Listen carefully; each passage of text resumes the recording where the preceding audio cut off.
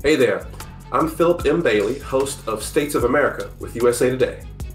On this episode of States of America, the Democrats hold their virtual convention, and also a look at Senator Kamala Harris's race and her record.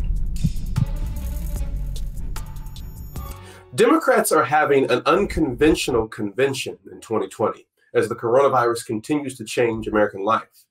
The virtual event has seen the party's big-name pillars and rising stars trying to get on the same page. Democrats need to rally their progressive base in order to oust President Donald Trump, while also appealing to average voters. Presidential challenger Joe Biden and running mate Kamala Harris have also gotten some help from a few Republicans along the way. Here to discuss this with us is Susan Page, Washington Bureau Chief for USA Today. Susan, how are you?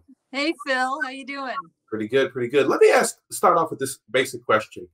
We've had conventions in this country for about 100 plus years. How unconventional is this convention? Well, I can't talk back to the 19th century, but I can say I've gone to every convention the last 10 elections. So I'm sorry to break the string this time without having conventions to physically go to. This one is different from all the ones that I've gone to, from all the conventions that we've seen in modern times, because it's not on site.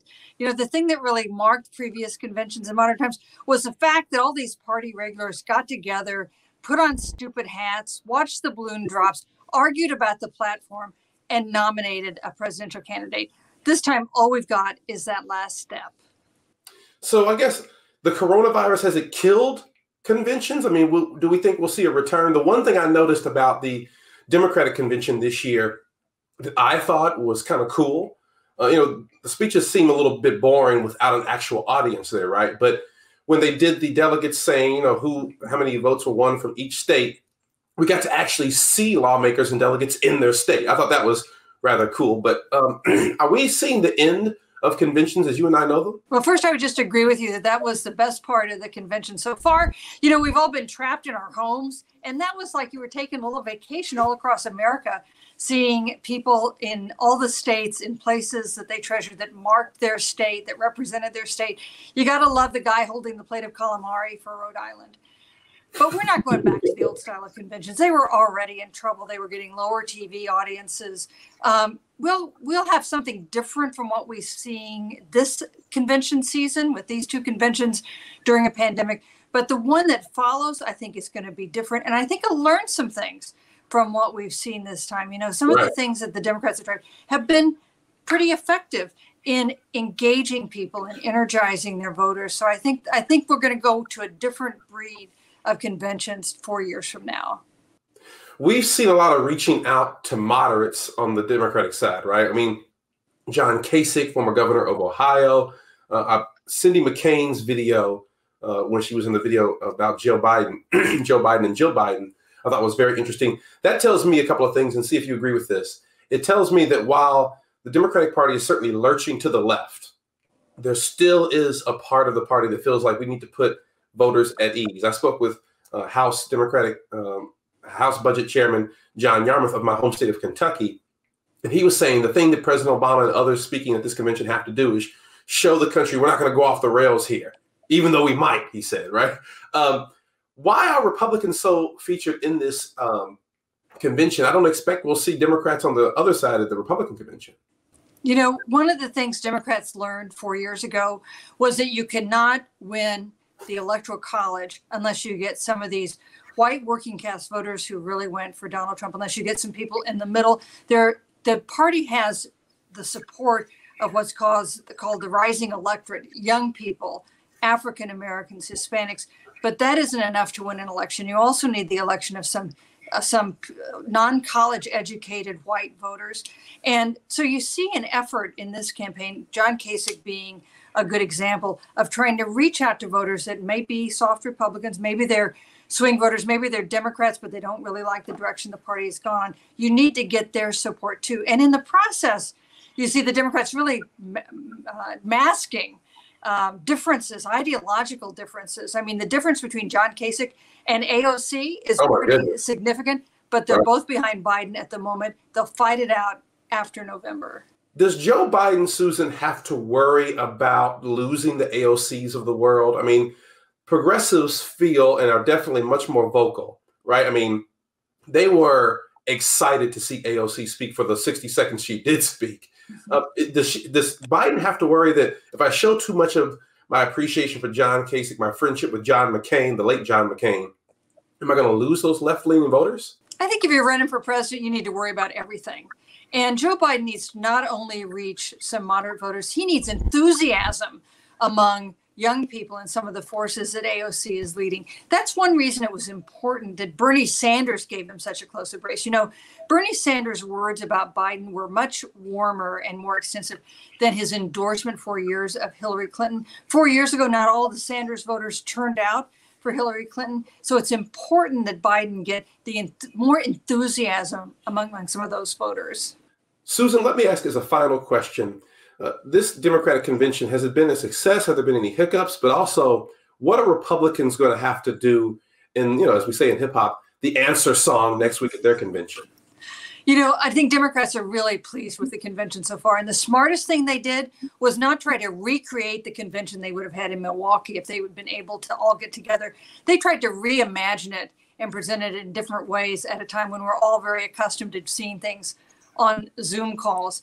For the Republicans next week, I think this is kind of a challenge. This was a pretty intimate convention. You had a lot of voices of Americans from across the country. We heard from them. The person nominating Joe Biden turned out to be the security guard from the New York Times building who took him up the elevator for an endorsement, which, by the way, he didn't win. That's not Donald Trump's style. So I think we are going to see something very different next week. Well, Susan, we plan to keep watching. Thank you very much for your time, and we'll see you soon. Hey, thank you, Philip. No problem. Coming up next on States of America, Kamala Harris, the senator from California, her race and her record.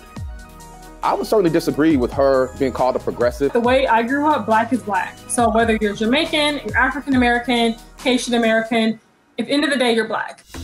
Senator Kamala Harris of California makes history as the first black woman and first South Asian American to be nominated for vice president. But at the outset, she's facing criticism of her race and for her record. This could be birtherism 2.0. The progressives say behind that are legitimate questions about her time as a prosecutor she must answer for.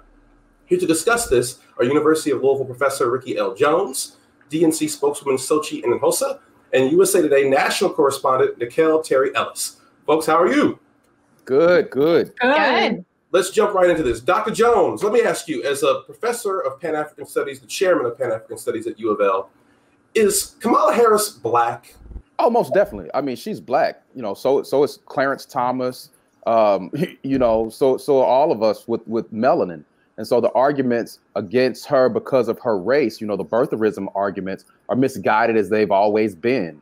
That's totally wrong-headed, and I think people are wrong for that. These ideas about racial authenticity, these arguments, I think, are trash arguments that people need to push out the door immediately because I don't think they're relevant. I'm seeing, though, Doc, a lot of, maybe best description for it is nativist sort of attitudes amongst African Americans, particularly this movement called ADOS, American Descendants of Slaves, right? Their argument is that we've had two presidents or two people who, at this level of our politics and our government, Barack Obama and Kamala Harris, and neither one of them are descendants of slaves. Therefore, they're not really black. I mean, and Nikhil, you can chime in on this too. Where is this coming from? Is this because we all want to cut the reparations check eventually, and we're thinking that, you know, we want to distinguish between those who were slaves, ancestors were slaves, and those who weren't?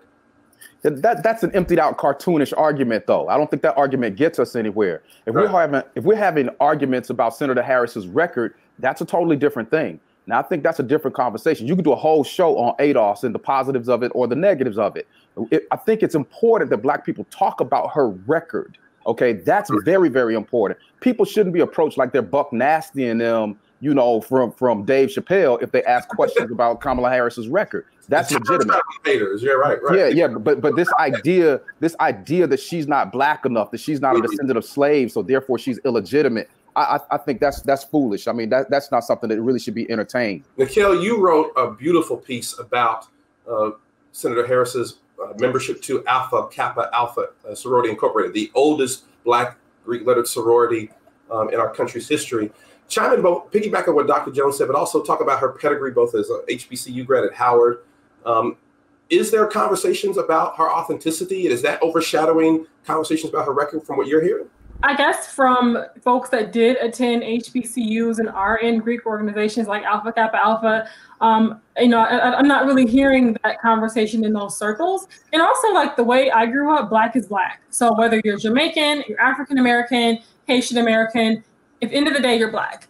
And so, I'm actually not sure where the arguments are coming from that she didn't come from, from slaves and, she's not Black enough. I mean, she went to an HBCU. HBCUs are, where Black identity is embraced, where you can be around people who look like you, and you can feel like you're embraced and don't have to worry about, someone hanging a noose in your dorm room.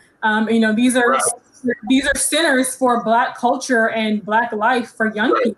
It's not like that these issues of discrimination, they ask you before you're discriminated against or abused.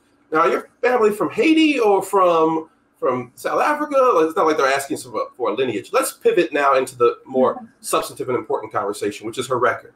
Sochi, I'd like to bring you in on this as well. You and Dr. Jones, I think, maybe have different views on this. Senator Harris is taking a lot of heat from people on the left about her record as a prosecutor, particularly in California. Filmmaker Ava DuVernay said famously or recently, "I don't care.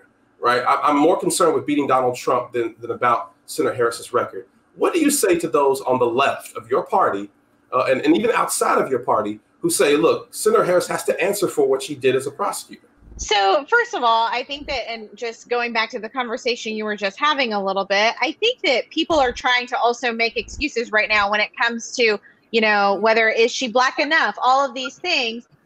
But the reality is that this is a historic nomination. Tonight, we will be making history, and we are nominating the first African-American woman vice presidential nominee. And I think that everyone just needs to take a minute and reflect on that. If she becomes our vice president, this ticket and this presidency will be historic in so many ways. In terms of her record, I think that Kamala Harris and Joe Biden, I think that they have both proven that they have progressive track records, that they are going to make sure that regardless that they're bringing our country together, whether it is the racial unrest in our country, whether it is economy and other issues, there will be plenty of time to talk about the issues. There will be debates and other things, but I think that I really want people to understand the historic nature of this. And when it comes to her record, if you look at it and look at everything that she has done, not only for the Black community, but all communities, and her progressive record, I think people will undoubtedly look at that and say, wow, this is something that, we have someone who is running for vice president, who has embraced their record, and who will continue to do that in the White House. We have to stop right here for a break. But coming up next, one of our guests says that Senator Harris has a troubling record when she was Attorney General of California. She did nothing for Black people. I mean, that she did nothing as far as police reform, and that, people are concerned about mass incarceration of Black people right now. And, we're in the middle of a racial justice movement as well. So these talks are coming up. Dr. Jones, chime in on this. I mean, there are people out there who say, look, there are people who Senator Harris, locked up as a prosecutor for things that are no longer illegal in certain parts of this country, particularly like marijuana, right? Dr. Jones, what is it that you and others have issue with her record that she needs to answer for in your view? Yeah, I mean, look, she was incredibly pro-police, and nobody is saying that you have to be anti-police to be considered an American, a progressive person, or somebody who cares about poor people.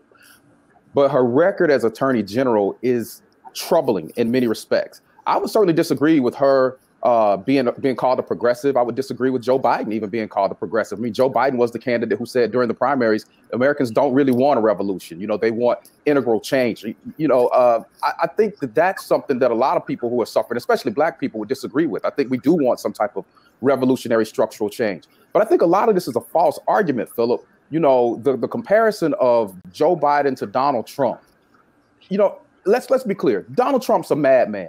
The Republican Party is not a party that cares a dime for people of color or poor people in this country. We know that. And so if the Democrats are saying we're better than them, sure, they are. But I think Congressman Alexandria Ocasio-Cortez was right, too, when she commented some months ago that there's really no reason why she and someone like Joe Biden should even be in the same party, right? And so when people try to cast these candidates as progressives, I think they're off. So even those of us who will go out and vote for them have to understand that. As an African American from a constituency that's been loyal to the Democratic Party more than any other constituency since 1960, I think we have a right to ask those questions. So we can simultaneously say, yeah, this is a historic nomination and that you haven't had a black woman in this position. But we can also remember certain things too, that certain types of blacks have been chosen for these positions. And we remember, just as Senator Harris attended Howard, Herman Cain went to my alma mater, Morehouse College. That doesn't necessarily make you a person that's going to. Can I interject here a little bit? Yeah, I mean, I would disagree. I think Kamala Harris actually is progressive. If you look at her record, I mean, of course, absolutely. When she was in the Senate, she's embraced a $15 minimum wage, you know, raising the wage of workers. If you look to see when she was Attorney General, she actually secured and won the largest settlement when it came to big banks, $20 billion settlement, the largest settlement of any attorney general. And then if you look at when she was district attorney in San Francisco, she also prosecuted companies who stole worker wages. I mean, she has been in this fight for a long time. And one thing that I will say about we are currently in the midst of our convention is that one thing that you will see is this ticket is going to unify America. That is what we hope happens. We have seen people like Bernie Sanders and Alexandria Ocasio-Cortez and Elizabeth Warren and others from our party speak at our convention. We've also seen Republicans. We've also seen the stories of Americans who voted for Trump and now, you know, right, but is that coalition sometimes, I guess, maybe sometimes too broad for folks? I think in order to be true. I want to get Kellen on this point here because Dr. Jones and you have made I think a counterpoint to each other. Nikhil, let me ask you, for middle class African Americans in particular, we live in the post-Obama era, right? We did this with Barack Obama. We were proud of his accomplishment as seeing an African American family in the White House. But there were plenty of folks who were saying, I think of Cornel West and Tavis Smiley, who are arguing that, look, we need to hold President Obama accountable to an African-American agenda. We're a constituency just like any other, right? What are you seeing with Harris? Is Harris being judged more lopsided on the other end than Obama was, or is she being given a pass like Ava DuVernay and others are saying she should get? No, I mean, I think I'm seeing both extremes. I'm seeing folks who are, who are celebrating, that she is a Black woman and they are happy to see the first Black woman be on the vice president's slot. Right. And there are others who, are saying that, looking back at her record when she was California AG, when she was the DA in San Francisco, that she did nothing for Black people. I mean, that she did nothing as far as police reform, and that people are concerned about mass incarceration of Black people right now, and we're in the middle of a racial justice movement as well. So these talks are coming up. So I think that I'm seeing it on both ends, but I do think that it's possible, to be able to balance that. Like, I think it's possible to be happy to see a Black woman who looks like you and possibly be in office, but also hold her accountable, but also say, hey, Kamala Harris, I'm happy that you could possibly be the next vice president, but here, Black folks are being marginalized. We're facing disparities in education, in housing, in police brutality, in voter suppression. We're facing all these issues. What are you going to do for us? We have to take a break, but you're going to want to stay with us to hear what one of our guests has to say about President Trump and that famous Bible holding photo. When you had Donald Trump go out there and raise that Bible in front of a church, I mean, I sat there and I was in tears that he was doing this to our country. Sochi, I want to put you on the spot here. Democrats, as Dr. Jones said, have gotten a disproportionate amount of African-American votes since forever, since the 1960s, since the Civil Rights Movement. Does Senator Harris, does Vice President Joe Biden, do they need to have a Come to Black America moment where they outline and make certain pledges of, for example, voting restoration or even, I don't know, releasing folks who have been incarcerated for things that are no longer crimes? I mean, John Boehner, the former Speaker of the House Republican, has stocks and investments into marijuana now. And we still have Black people who are locked up, right? Black and Hispanic people locked up for marijuana charges. Does there need to be some moment like that? I mean, their first joint interview was with People magazine, right? Not the most hard-hitting interview that I've seen, but certainly a conversation needs to be had. Does the ticket need to address African Americans specifically and say, here's what we did in the past, to make amends for, like the 1994 crime bill, which I think Vice President Biden called the Biden bill at one point. Does there need to be a come to Jesus moment for this ticket and Black voters? Well, first of all, I actually the first interviews that actually Kamala Harris gave were with Black women. A lot of people don't, I think, give her credit for that. And you know what? I think I'm glad she did that. She did that over the weekend. And she talked about a number of issues. And I think that what you'll continue to see within their policies woven into how they're going to help Black America. And that is a reality. Just as a Latina right now, I don't necessarily always, candidates shouldn't always just talk about immigration when it comes to Latinos. We want to hear about the economy. We want to hear about healthcare. We want to hear about all of these issues. And so I think that when it comes to every community, you will continue to see how they're going to help them woven in. I also want to point out that, Charlottesville and the reaction there and sort of Donald Trump calling on both sides, that was a moment when he basically said it was both sides, and all of us remember those comments. That was a moment where, and Joe Biden has talked about this a lot, where this is one of the reasons why he ran for president, because he saw the divisiveness. He saw Donald Trump continue to tear our country apart. The racial unrest just a few months ago, when you had Donald Trump go out there and raise that Bible in front of a church while they were tear gassing protesters, that is something that, I sat there and I was in tears that he was doing this to our country while Joe Biden went out and addressed the racial unrest. And that is the kind of leadership that we need and they will continue to do. Doc, I can already see you itching to get it. Let me ask you this. It seems like the Democrats are trying to have it both ways in some regard. Talking about race and all the negative things they view that President Trump has done, right, or said. But when asked poignantly about the racial record of their own party or their own ticket, always go straight back to President Trump. What would satisfy someone like you and others on the left? I think it's fair to call you someone who's decidedly on the left of the political spectrum. What would satisfy you to feel comfortable with Senator Harris and Vice President Joe Biden from a progressive left-leaning point of view? Philip, I think at the end of the day, this is a question that goes beyond Joe Biden and Senator Harris. This is where Democrats lose people in being disingenuous. This talk of Donald Trump divided the country. This country was already divided. Any Black person knows that this country was already divided. Racism, white supremacy existed long before Donald Trump. What the Democrats refuse to do is address how they have failed their most loyal constituency, in effect visiting them every 2, 4, or 6 years, talking good talk, during campaigns, but not really going hard with policies and defending Black people and really speaking to them. You even look at this brag fest, the Democratic National Convention.